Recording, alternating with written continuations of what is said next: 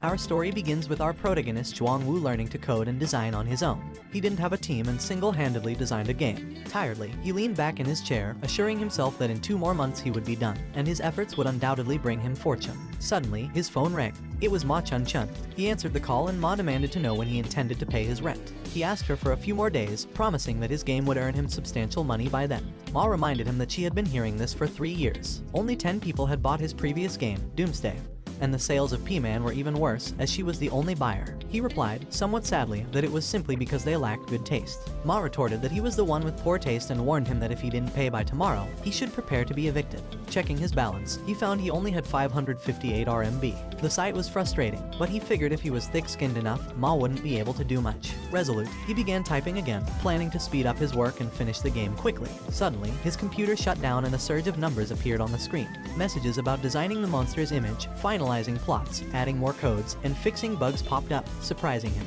Confused by what was happening, and why his designs seemed alive, he received a warning that the system was overloaded. Then, his computer case crashed down, smoke billowing out. He thought with despair that his life was over, but he noticed a strange light still glowing on his computer screen. The screen displayed an interface announcing the release of a new fantasy world. Releasing platform is on Earth. The progress bar started at 15%, jumped to 30%, and soon it reached 100%. Upon completion, bright lights emanated from his computer. He tilted his head to avoid the blinding beam and his surroundings started to shake uncontrollably. Realizing it was an earthquake, he rushed to the door, flung it open, and dashed out of the building. Once outside, he was stunned to see trees erupting from the ground, crawling up the buildings. He wondered if he was dreaming because the trees looked strangely familiar. The crowd around him was panicking, trying to make sense of what was happening. Someone pointed to the sky, exclaiming about an unidentified flying monster colliding with a helicopter. The collision caused the helicopter to explode and both it and the monster plummeted to the ground.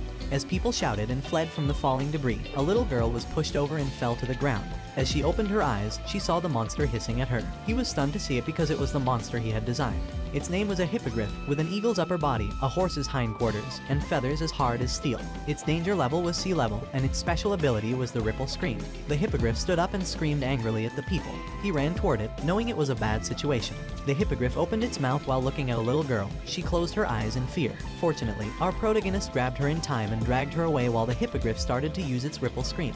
He covered the little girl's ears, knowing that he needed to, but he felt pain when he heard the scream. Suddenly, the ground shook uncontrollably. The hippogriff stopped when it heard something running towards it.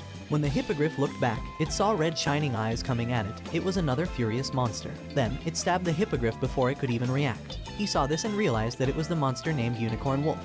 It was the overlord of the prairie, its horn sharp and strong. Also, its danger level was B level, and its ability was Lightning Strike. He slowly closed his eyes, guessing that he wouldn't have to pay the rent anymore, then collapsed. Later, he opened his eyes when he heard a beeping sound and was surprised to see that he was in a hospital. He sat up and saw the little girl he had saved. He wondered if all those things he had just seen were real. He grabbed the remote near his bed and turned on the TV in front of him. Li Xiaomeng, the reporter, announced that currently, the height of the trees was over 5,000 meters and that they were just at the tree's waist when something flew towards them. It attacked the reporter, causing the camera to turn off. In the next news segment, the reporter informed everyone that professionals had already dived down 1,000 meters into the giant hole, and that they should see what they had discovered. The camera spotted the red glaring eyes, and it attacked the cameraman, causing the camera to turn off once again. On the next channel, the reporter told everyone that it was an emergency announcement. In response to the crisis of humans, they begged the players to report their identities at the players' lobby. He wondered why they needed players, then remembered the hippogriff, unicorn wolf, sky tree, and abyssal pit. It made him wonder why they looked exactly like the settings in the new fantasy world he was creating. Suddenly, an interface popped up in front of him. It showed our protagonist's name, Jang Wu, that he was at level 1, and his profession was game designer NPC. Currently, he didn't have a title, his HP was 100, MP was 0, Strength was 9, Agility was 11, Intelligence was 12, Perception was 9, Undistributed was 0, and a note stated that the average human had 10 attribute points. Wu wondered if the game he designed had invaded the Earth. He clicked his inventory, but the interface showed a note that NPCs like him were unable to use the storage panel and skill panel. He tried to click the other buttons, but the interface showed a note that he was unable to use the change profession system. He was sad because he thought he was a peasant, and as a game designer, he didn't have an identity. Suddenly, someone opened the door, and he immediately lay back in bed when he saw a girl. His landlord, named Ma Chun-chun, told him to stop pretending and reminded him that the TV was still playing. He awkwardly asked Ma why she was there, but Ma asked him back if he thought she wanted to come and explained that the hospital had informed her to come. Wu told Ma that he knew she treated him the best, but Ma told him that it was just because if he died, no one would pay her rent. The little girl woke up and looked at him, trying to recognize him. Then, the little girl hugged him happily, calling him dad and told him that he was finally awake. Ma angrily asked him if he already had a child, but he shouted at Ma to let him explain. Later, after explaining everything, Ma understood and told him that the little girl might have lost her memory, so she would help the little girl register her lost child status. Before the little girl's parents could pick her up, he would have to take care of her. He seized the opportunity and asked Ma if she could lower the rental fee. Ma replied, sure, and angrily grabbed the receipt. She then told him to pay her the medical fee first, which totaled 8,000 RMB. This left him stunned and shocked because of the price. After the disaster occurred, humans resorted to using nuclear bombs against the Sky Tree and the Abyssal Pit. However, they failed to triumph. Instead, they lost control of the sky and relinquished half of their territory. Now, the fate of mankind rests in the hands of the players. Half a year later, in Jang Wu's house, Wu observed a little girl trying to lift a shield, offering it to him joyfully while calling him dad. He patted Mang Mang's hair, reassuring her that she was a good girl. Mang Mang was a temporary name that Wu had given her. He had attempted to use this name online to locate Mang's parents. Although he received responses, they were from individuals wanting to adopt Mang or someone pretending to be an uncle, claiming that Mang's parents had perished in an accident. He resolutely asked the man for Mang's real name, but the man retorted, asking him if the little girl's name wasn't Mang Mang.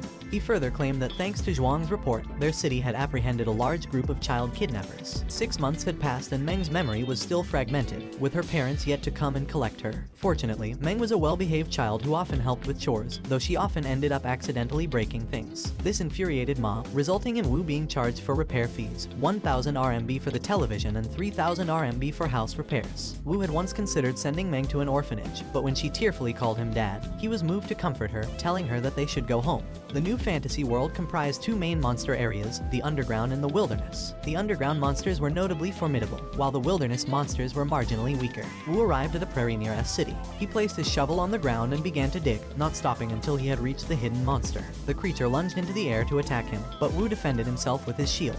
He then gripped his shovel tightly and struck the monster, breaking the creature's horn in the process. A notification popped up, announcing that he had killed a jackalope. However, as an NPC, he was unable to gain experience points. After completing the jackalope hunt mission, a notification appeared indicating he had slain over 10,000 horned jackalopes, earning him the title Bunny Slayer. Exhausted, he lay on the ground, relieved that his task was finally over. Being a game designer, Wu not only created plots for players, but also devised many for NPCs. Originally, the Bunny Slayer title was specifically intended for an NPC. According to the plot, an ordinary NPC, after slaying more than 10,000 jackalopes, would trigger a hidden plot and emerge as the hero of the new fantasy world. Alongside the players, they would embark on a crusade to slay the Demon King. Half a year ago, after Zhuang Wu discovered the NPC on the prairie, he endeavored to hinder him from hunting jackalopes. Regardless, the NPC continued to slaughter the creatures. Wu mocked the NPC, warning him not to blame him for the consequences of his own actions. Wu dug traps in the prairie to ensnare the NPC, used jackalopes as bait to tire him, and even lured a fang boar to the prairie. The creature attacked the NPC and flung him away. As a result, the NPC ceased to appear on the prairie. Consequently, the world's hero was on the brink of replacement. Later, in the S-City players' lobby, many players of varying levels gathered. Wu barged in, holding a dead bunny, which stunned the crowd. As he walked through the lobby, the people discussed his title, Jackalope Slayer, and criticized his cowardice for merely hunting the lowest level monsters instead of venturing into the underground dungeons. Wu was irked, not being a player but a game designer. He stopped at Lao Zhang's Spicy Rabbit Head shop. Lao Zhang, the owner, was known for his special dish, Spicy Rabbit Head. This item, once consumed, would increase a player's movement speed by 5% for 5 minutes. He informed Lao that he had acquired the jackalope he sought. However, Lao, whose business had been struggling lately, offered him some rabbit heads instead. Wu accepted the plate of rabbit heads with gratitude, oblivious to a girl observing him. The NPC, Lai Qiuya, revealed herself, and he was surprised to see her. He was elated that a key character had finally appeared. Being the game's designer, he was aware that Lai Qiu was not an ordinary NPC but one of the few gods in the game. According to the plot, after killing 10,000 jackalopes, Qiuya should consider him as determined and strong-willed, thereby blessing him to become a hero. He addressed Qiuya as a goddess and implored her to bestow her blessing quickly. However, she questioned why he had killed the rabbits, which she found adorable, leaving him confused about the apparent plot deviation. Kyuya, fuming, labeled him the Bunny Slayer. She grabbed his hand, scolded him for the mass killing of the cute creatures, and then proceeded to violently throw him to the ground. As she vented her anger by kicking him, even Lao, the owner of the Spicy Rabbit Head shop, was too frightened to intervene. Another player noticed the commotion and recognized Kyuya. They wondered whether Wu had provoked her or harassed her inappropriately. Wu, being assaulted, was perplexed, wondered shouldn't he have become the hero. Had the game altered itself during this time? Suddenly, a notification popped up. It revealed that, due to his massacre of jackalopes, he was cursed by the goddess Lai Kyuya. As a result of the curse, he was now ostracized by the world, stripped of his human identity, and transformed into a demon. The interface opened his character panel, showing his new race as demon. His current HP was 35 out of 200, MP was 100 out of 100, strength was 13, agility was 15, stamina was 14, intelligence was 12, accuracy was 13, and he had 0 undistributed points. Wu was astounded but not entirely displeased, as the initial attributes for a demon were higher than those of a hero. He thought the ordeal might have been worth it. With tears in his eyes, Wu professed his love to Kyuya, but she dismissed him as freaking trash. He looked up and spotted something he was not supposed to say, prompting Kyuya to kick him hard, reducing his health to 30. Later, after recomposing himself, Wu realized that becoming a player unlocked previously inaccessible functions. He was pleased as it provided more convenience and spared him the burden of carrying many items during hunts. He opened the skill list and saw Demon Imitation at level 1. This skill frightened weaker demons into immobility. It had a cooldown of 60 minutes and required 20 MP. The other skill, Demon Transformation at level 1, enabled him to assume a demon form, significantly boosting all attribute points. Its duration was 30 seconds, the cooldown was 24 hours, and it required 80 MP. His new race had talents that provided extremely high agility and defense, specialized in dual-wielding weapons, and had excellent night vision. A notification revealed that demons could not change professions at the player lobby. Upon reaching level 10, he would receive a profession-changing mission. Furthermore, the system would announce his new race to the world. It asked him if he wished to hide his name. Wu clicked yes, and a notification immediately congratulated the S-City unknown player for being cursed by the goddess and obtaining a rare race identity, thereby unlocking a hidden plot. Other players also saw this and couldn't believe it. They, too, desired to be cursed by a goddess and planned to congratulate the anonymous player, unaware that Wu was the player in question and was nearby. Some even wanted to supplicate themselves to the goddess, which amused Wu. Meanwhile, in the Player Management Association's building, the person seated in the chair, President Lei Q of the S-City Management Association, also received the notification about the new race. He asked his secretary if anything major had occurred in their city recently. The secretary responded that their city's Thunder Dragon Guild had recently cleared a B-rank underground dungeon. Lai Bingyun, the secretary, assured Lei that her reliable sources confirmed the guild hadn't interacted with any goddess, and the Cloud Soar Guild and Blue Goat Guild hadn't recently attacked any dungeons. Lei inquired about any unusual events in the player lobby, and Bingyun mentioned a player known for hunting jackalopes had angered an NPC and suffered a severe beating. When Lei asked if it involved a kid named Jang Wu, Bingyun was surprised, asking if Lei was also keeping an eye on Wu. Lei explained that he happened to know Wu's father, then directed Bingyun to locate Wu when she had time. As Wu was known to be scared of dungeons, Lei suggested that she recruit him into their backup team. Bingyun affirmed that she understood. Later, in the prairie, he held 2 shovels while eyeing a jackalope burrowed in the ground. Suddenly, it sprang from its hole and charged at him. As it neared, he skillfully swung his shovel down, thumping it onto the ground. A notification popped up, indicating he'd slain the jackalope, awarding him 10 experience points. Now at level 1 with 10 out of 100 experience, he felt a wave of satisfaction at finally gaining experience. In past encounters with jackalope hordes, his only choice had been to flee. This time, however, he was eager to face them head-on. After his transformation into a demon, all his attributes had improved, making the jackalope's movements seem painfully slow. When one of the jackalopes attacked, he easily blocked it, smugly informing it that its efforts were too slow, he could anticipate its every move.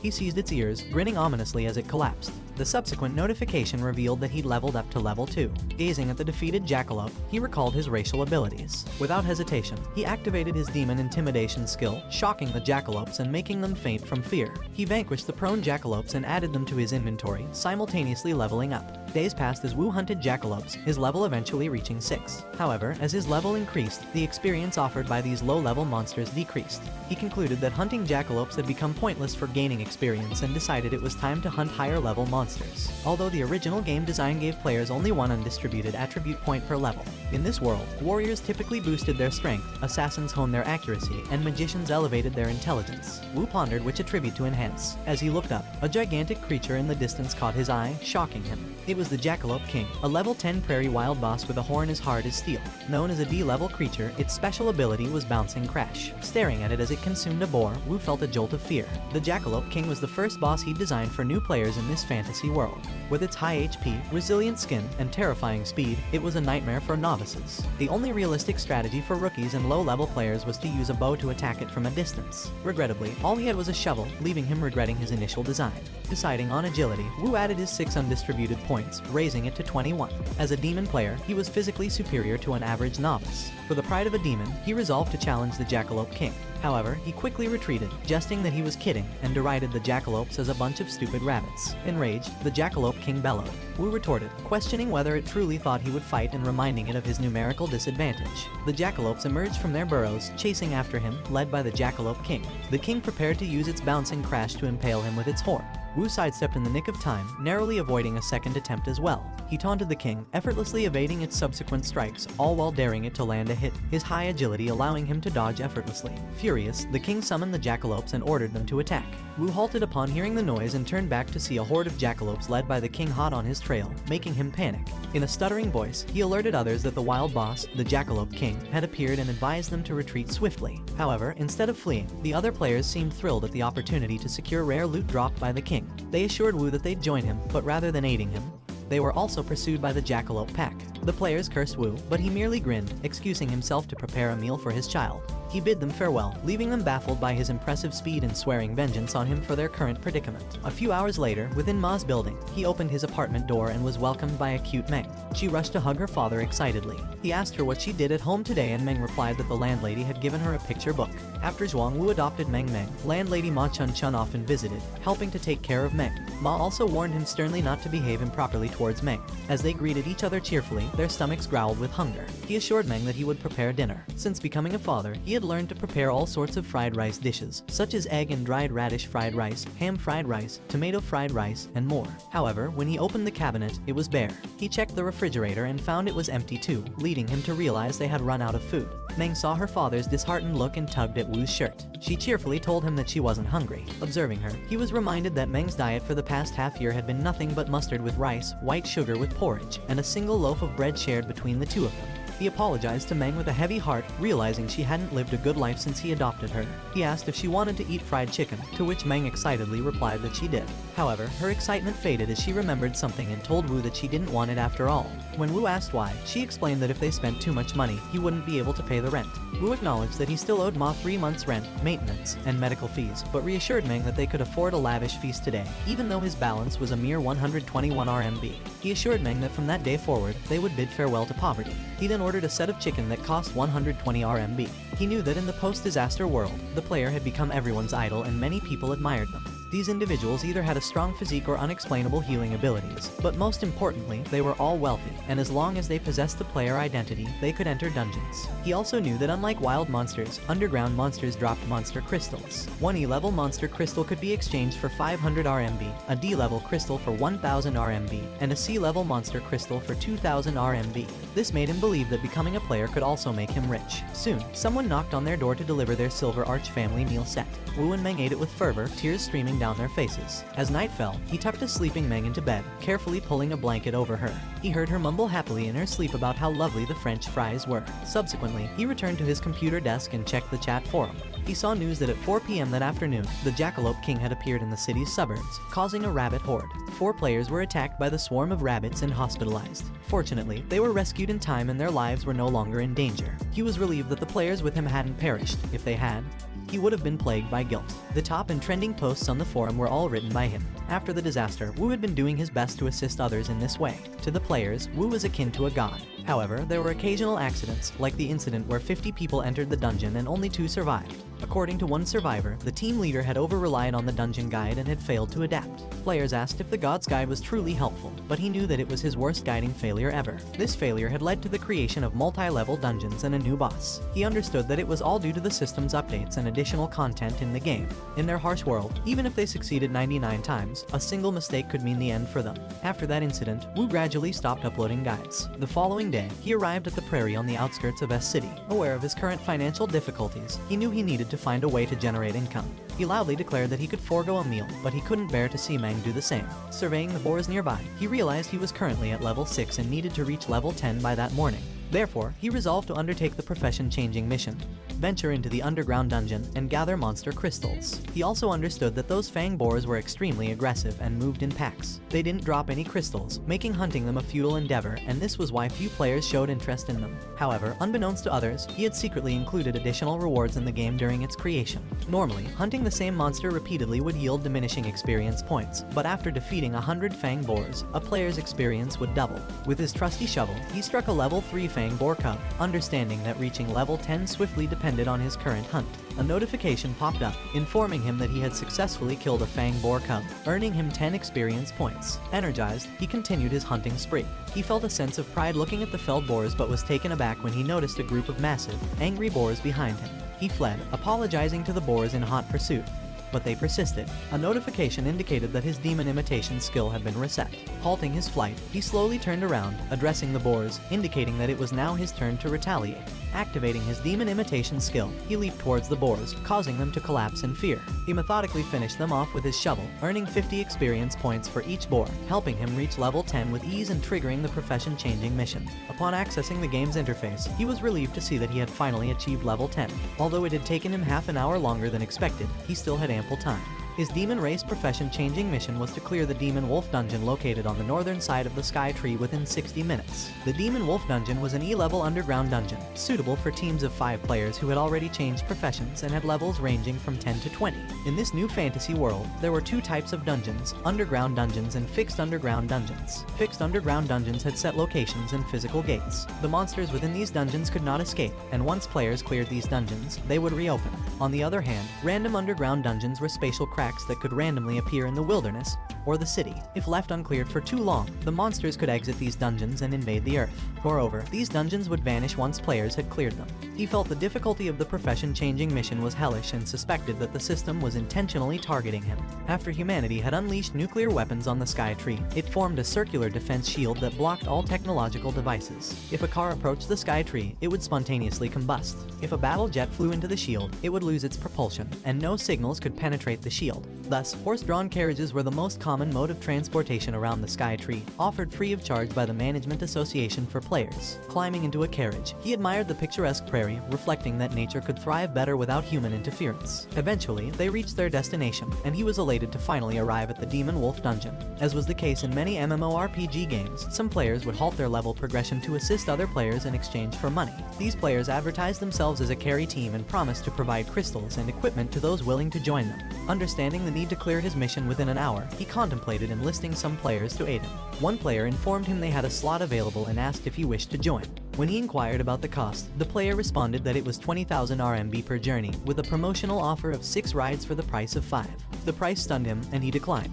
He then noticed the group he had previously seen. Their levels seemed to have increased, and they were equipped with superior gear. Suddenly, Chen Xin, level 19, approached him, causing him to panic and hastily open his inventory. He knew he had to prevent them from recognizing him. Chen Xin mentioned that their team consisted of 4 players and needed 1 more. He then asked if he would like to join them. He looked up, donning a mask, which prompted Chen Xin to ask why he was wearing it. He explained that he was a miner, a profession dedicated to mining monster crystals within dungeons, and typically did not engage in battles. Chen Xin reassured him that his profession was not an issue and he could join them. Chen Xin also mentioned that the equipment loot would be divided amongst the 4 original members, but they would distribute the crystals equally with him. Relieved they had not recognized him, he considered that their team's levels and equipment were on par with those of the carry teams. He concluded it was beneficial to ally with them and agreed to Chen Xin's proposition. Together, they opened the dungeon gate, greeted by pitch-black darkness. Since the Sky Tree inhibited all technological devices, they relied on torches for illumination instead of flashlights. Holding their torches, they ventured further into the dungeon, and he activates his demon's eyes. They noticed shining crystals embedded in the ground and the walls. Kai Xiaozhang, level 18, was eager to collect the monster crystals, but Chen Xin cautioned him against it.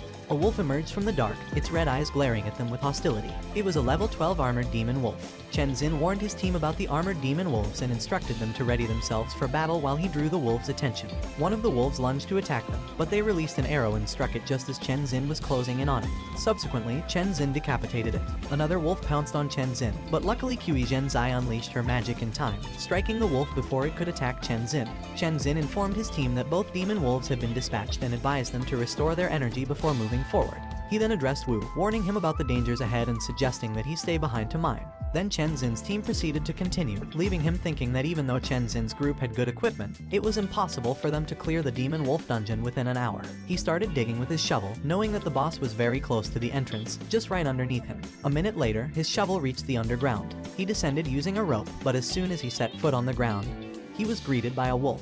Looking up, he was stunned to see it. The wolf leapt to attack him. Fortunately, he dodged it, but suffered 10 points of damage from its sharp claws. He looked back and saw that the wolf had crashed on the ground.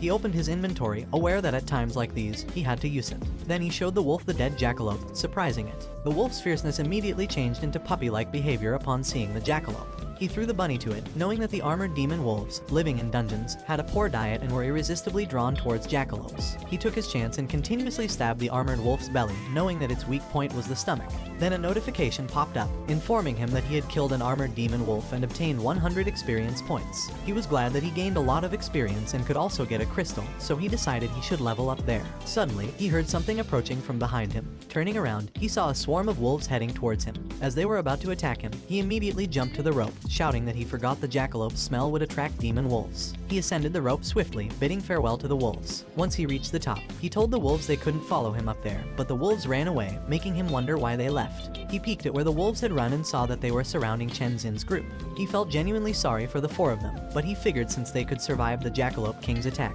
demon wolves shouldn't pose much of a problem. Zhang aimed his arrow and released it, stabbing a wolf in the eye. He then asked Chen Xin what was wrong with the underground dungeon and why there were so many armored demon wolves. But before Chen Xin could reply, the wolf that Zhang had injured pushed him to the ground and bit his arm.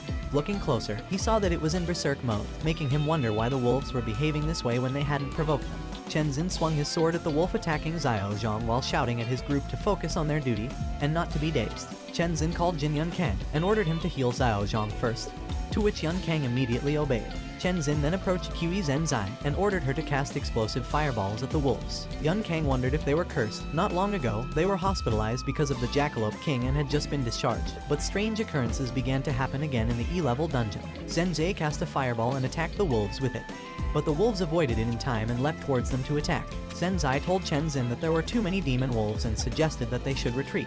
Chen Xin blocked one of the wolf attacks and shouted for his group to retreat and cover Zenzai while she cast fireballs. But before they could retreat, they heard a loud growl, and when they looked up, they saw a huge wolf glaring at them. The other wolves surrounded them, pinning them in the center. Yun Kang fearfully told his team they were doomed, and Zhang asked his team if the huge wolf was the demon wolf leader of the second floor gatekeeper, and why it had come to the first floor. On the other hand, Wu was relaxedly digging into the ground.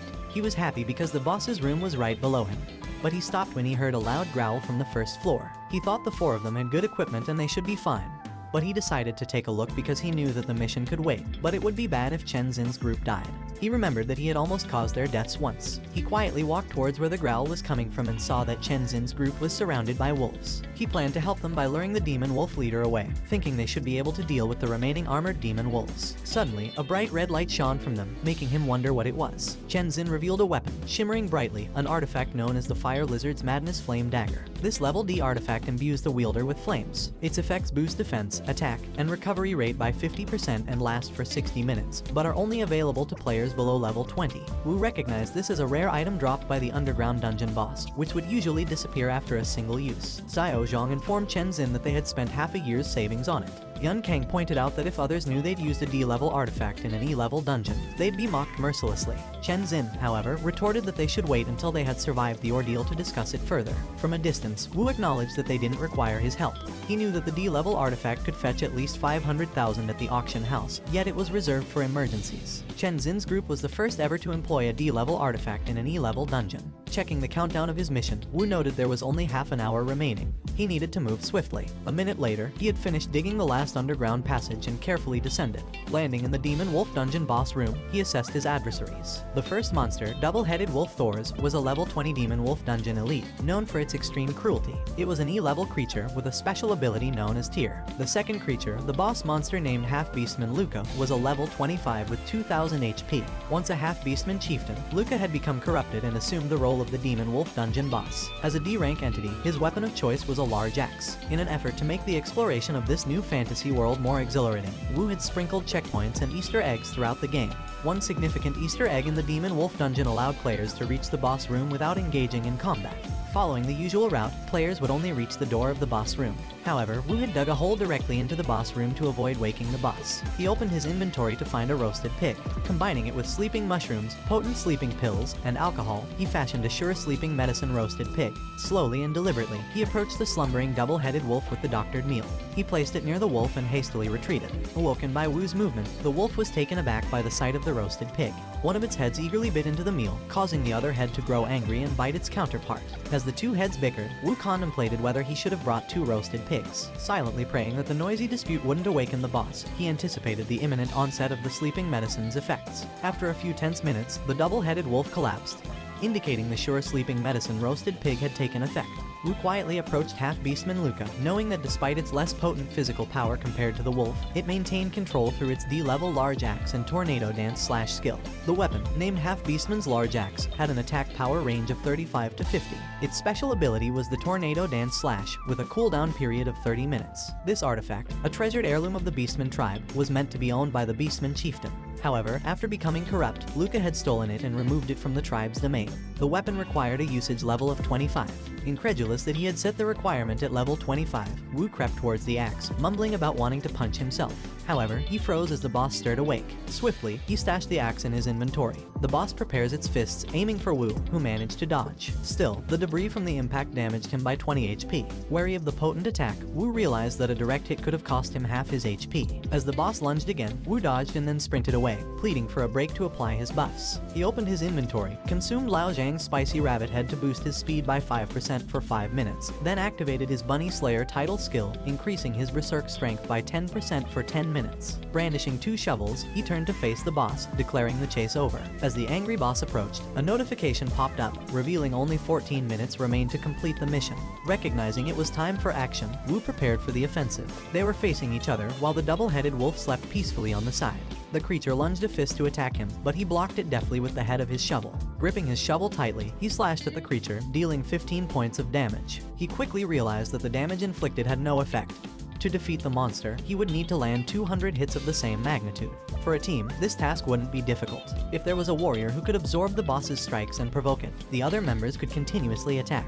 But at that moment, he was alone, and he had no time to provoke the boss. The beast picked up a large stone from the ground and hurled it at him. He couldn't dodge it, the stone was too fast. It hit him, and he suffered 60 points of damage. Leaning against the wall, he was surprised that the boss had a throwing skill. It seemed that the system had modified the beast. This was not the boss he was familiar with.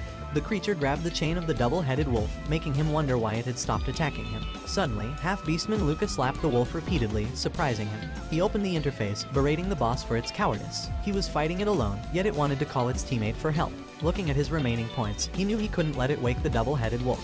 But even if he invested all his remaining points into strength, it wouldn't help much. Still, he needed to survive, so he risked it all, putting his remaining stats into agility. He thought he might currently be the most agile level 10 player. He ran towards the boss, stabbing it with his 2 shovels, dealing 18 and 20 points of damage. The beast growled furiously, attacking him with its sharp claws. He deftly rolled into the air to dodge the attack, extinguishing the torches in the process. Landing, he told the panic-stricken boss that it had been a false attack.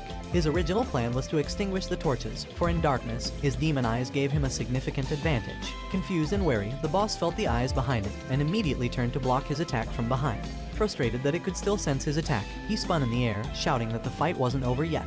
He slashed and stabbed its neck, dealing 130 points of damage by hitting its weak point. The beast's current HP dropped to 1817 out of 2000.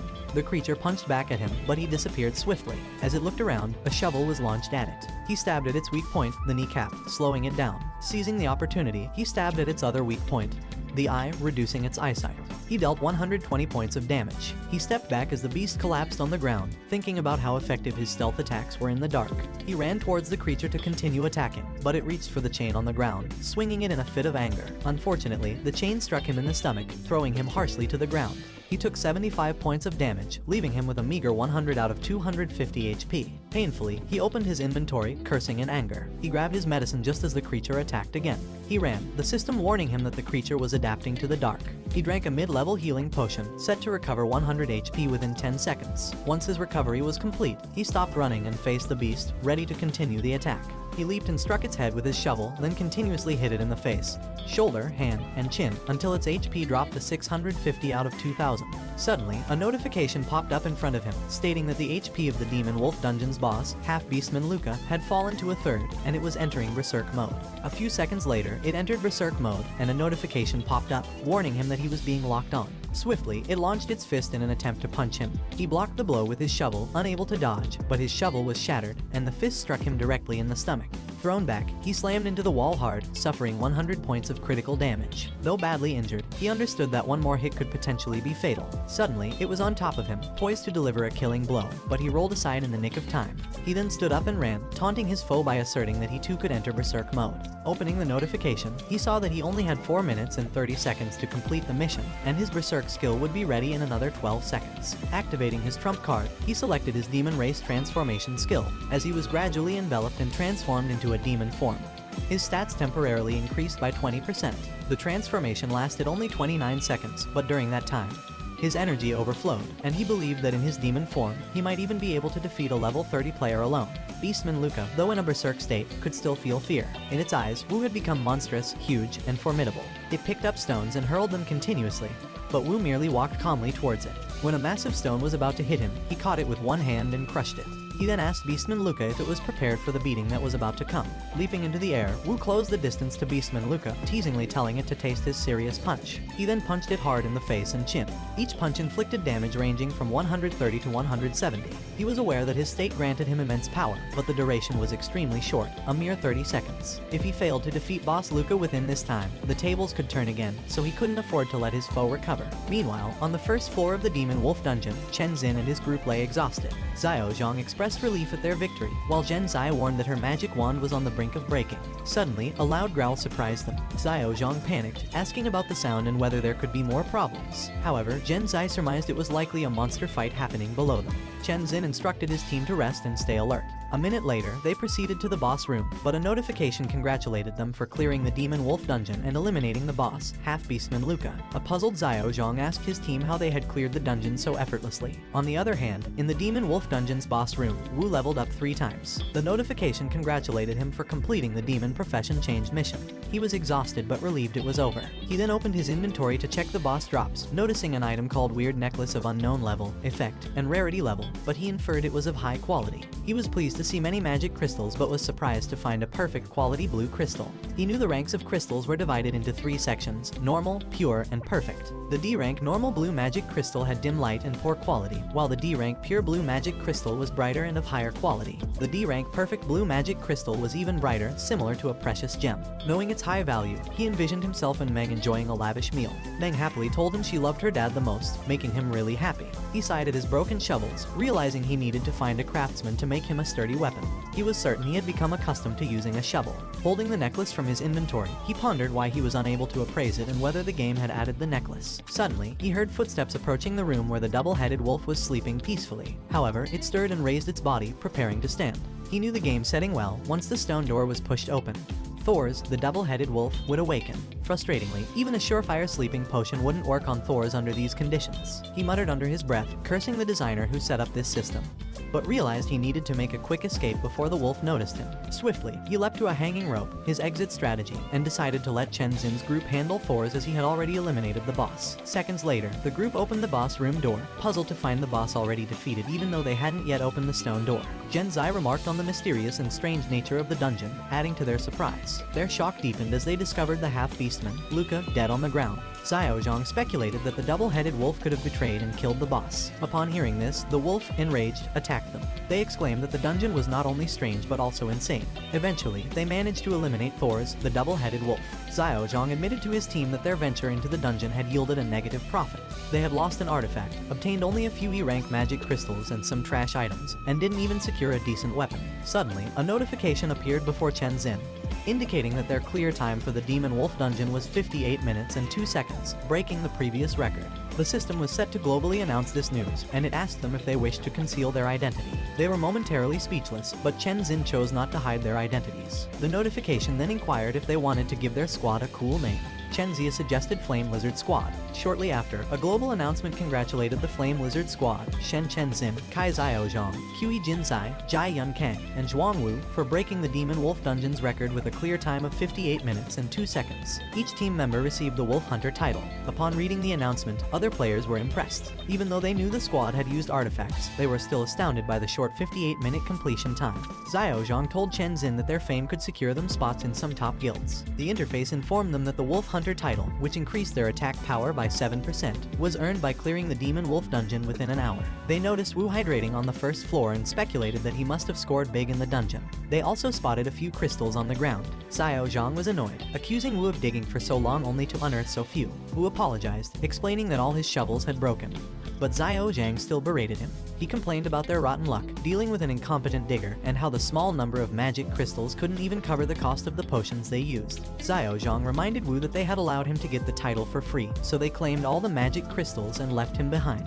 However, Zhen Zai turned back, telling him to wait. She handed him a crystal as promised. He thanked her, asking her name and if she would be willing to exchange phone numbers. She introduced herself as Qiu Zhen Zai and gave him her number. Zhen Zai advised him to leave the dungeon quickly as it was about to close, which he agreed with. Outside the dungeon, the players were puzzled as to why the squad hadn't exited yet. When the door slowly opened, a cheer erupted from the crowd. They swarmed the squad, extending guild invitations, attempting to buy dungeon-clearing secrets, and offering to purchase any valuable items they might have obtained.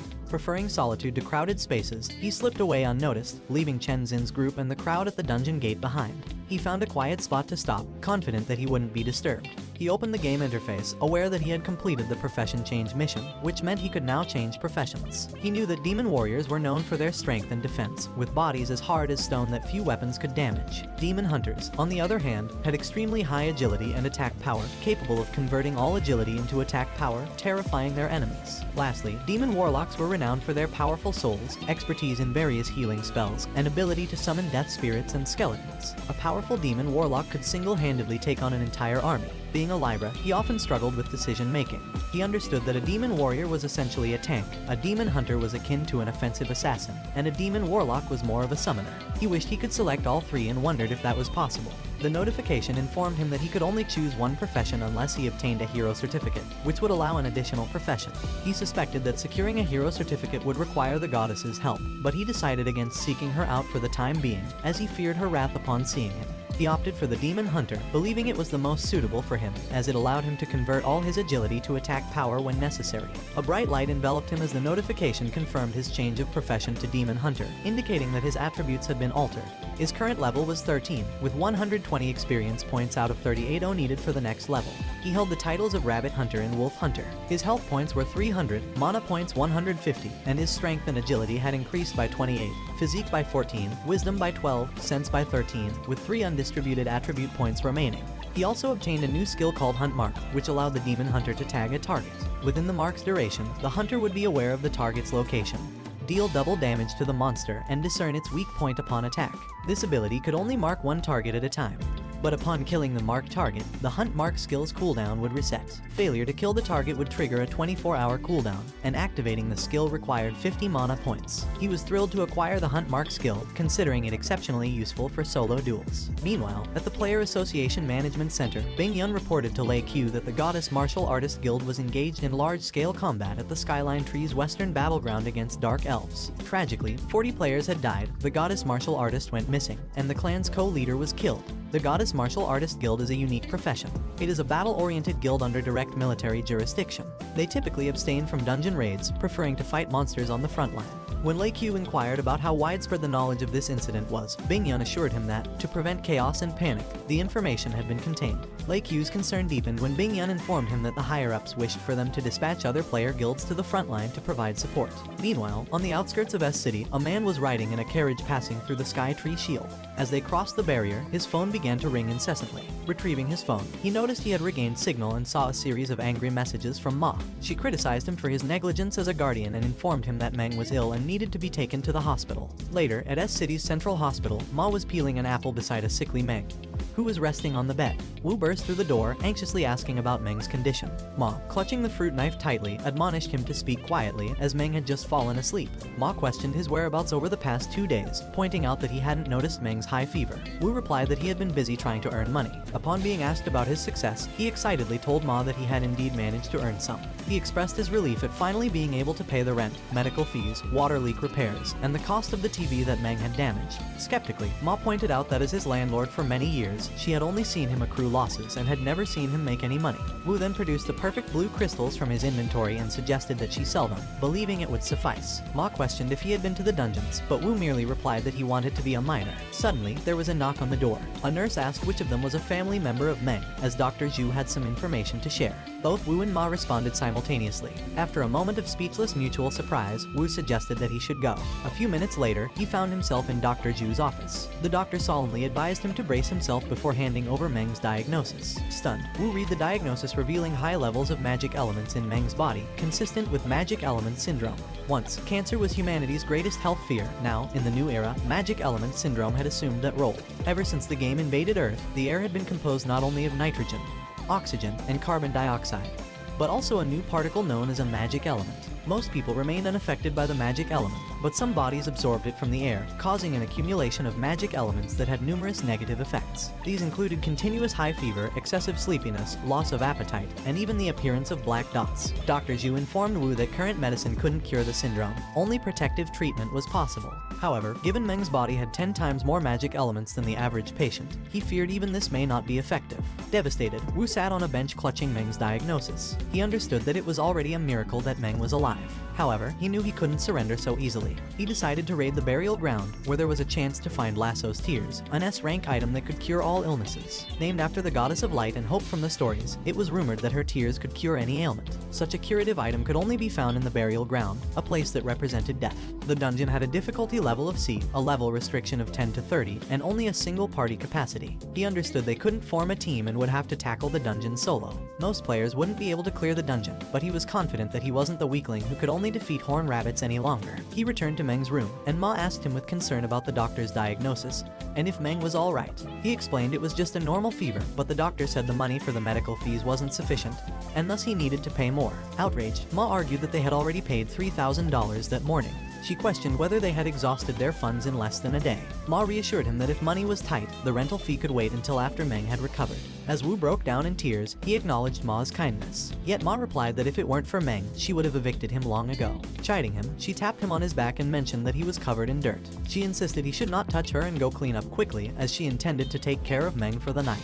He realized he was covered in dust and sand from digging holes in the Demon Wolf dungeon, where he had also battled the boss. Consequently, his entire body was battered and dirty. Acknowledging Ma's advice, he said he would take a bath first. However, Ma impatiently told him to leave. Later, while showering, he realized that after joining the demon race, his body had changed. He had developed a potent urge to destroy things. Despite only being level 13, his attributes exceeded those of most level 20 players. Using the Hunt Mark skill, he could solo a D-rank dungeon without worries. However, he knew soloing a C-rank dungeon would be challenging, so he needed to enhance his overall combat ability. After his contemplation, he stepped outside. S-City's Chang'an Street was a bustling business district where players bought and sold weapons. As he strolled down the street, he heard a caged monster wailing. The seller was convincing a lady that the pet they were selling was exceptionally safe.